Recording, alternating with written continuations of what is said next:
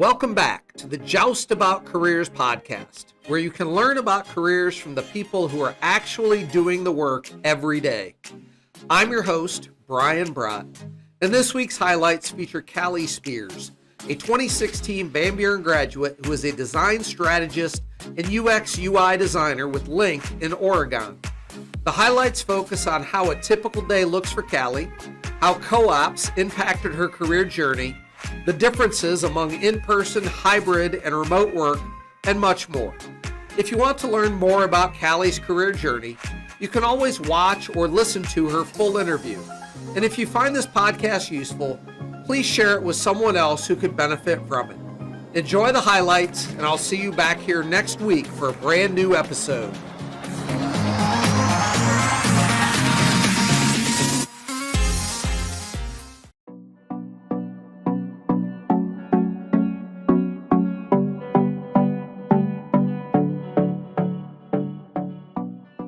I used to be a UX UI designer, which is probably maybe a better way to explain kind of what I do because, the design strategist brings in elements of the UX UI, but then it adds a little flavor on top. So I'll just start with UX UI. Okay.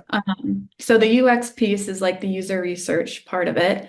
That would be me, on the daily basis, I'm probably having interviews with people just to see, end users of the product to see really what they need, what they want, whether they have good feedback about what's currently available. I'll create customer journeys or, user personas and start to build designs around that. And that's when the UI comes in. So that stands for user interface.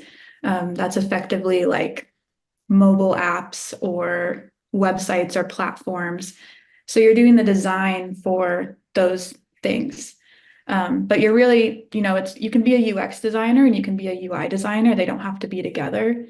But I would say when you're both, you can really, you get to have the first part of the process and then you get to have the deliverable in the second part of the process too. So that was kind of where I started at CompuCom, my previous job to where I'm at now. And then as a design strategist, this is a new role for me and then also a new role for the company that I'm at. So we're still kind of trying to figure out exactly what it means together.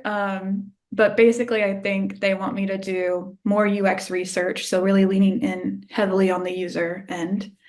And then also, create visuals for that. I still have the design element, but then also really leaning into strategy as well. So that would look like communication plans and, social media posts. So I'm doing a little bit of writing, doing a little bit of, thinking strategically.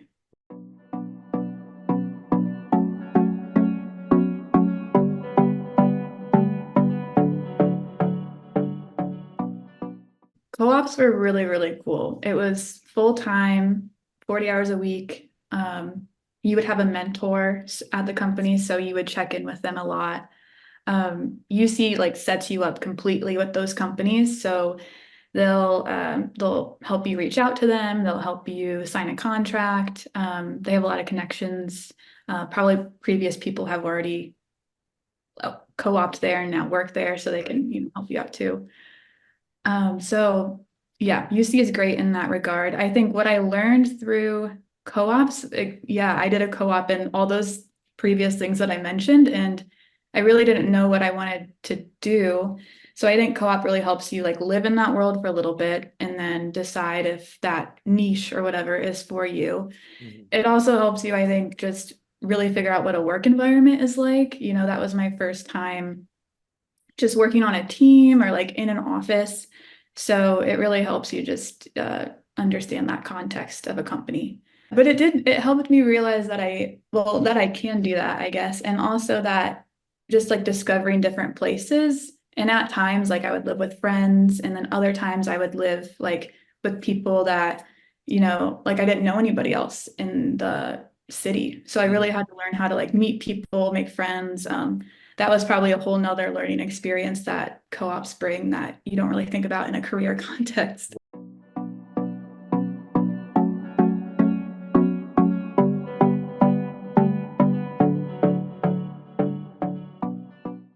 I just bought a standing desk, so I'm like standing during No. this meeting. So I'm never going back into an office. I like have everything I need now.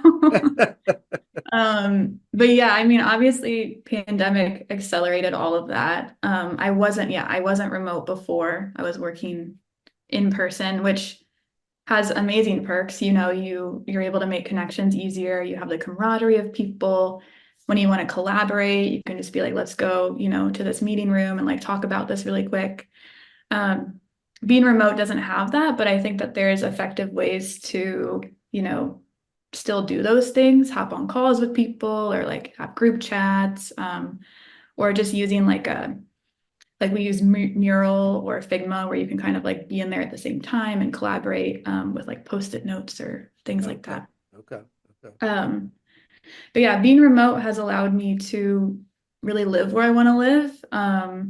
Moving out to Portland, you know, that probably wasn't possible. My CompuCom was based in South Carolina, so, you know, I would have had to move there if it was in person. Right. And yeah, it just gives me a lot of freedom, which I enjoy, and have already like, I don't know if I can go back to an office now, maybe a hybrid, but like, Right. I really enjoy having my own space here and like the flexibility that it allows.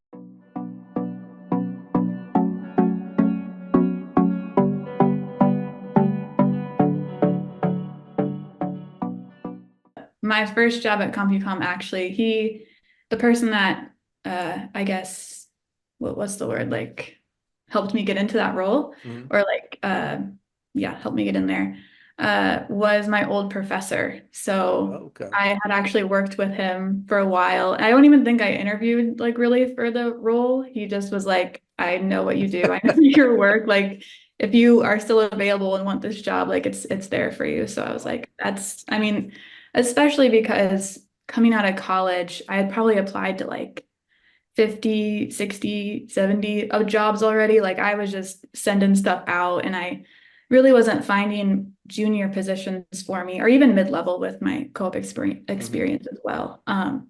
So the fact that he was able to get me in on that ground level at this company was amazing. And yeah, so thankful for that. Yeah. Link was the opposite. I just kind of applied. I just like Okay. a cover letter. And somehow, yeah, it just kind of worked out. So I think, you know, you can always do it both ways, but I don't know if I would be at Link if I hadn't have gotten that first opportunity. Right.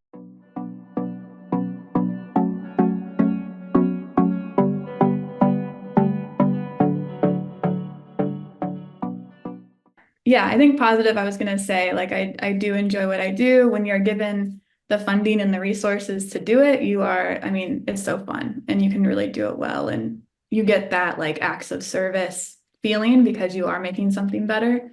Um, I think negative wise, or just something to be aware of, I guess, is that I do feel like that UX UI designer is more on the innovative end. And so a negative in my career was that I did get laid off from CompuCom back in June of last year.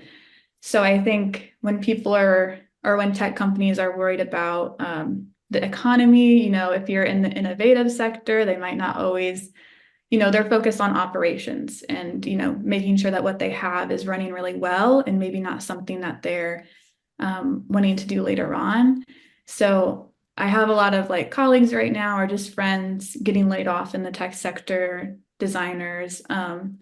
So I think it can be kind of hard when you're tied to the economy sometimes as a Yep. designer, Yep. because yeah, you're the innovator, you're the person trying to make new things. So if they don't Hmm. want to do that at the time.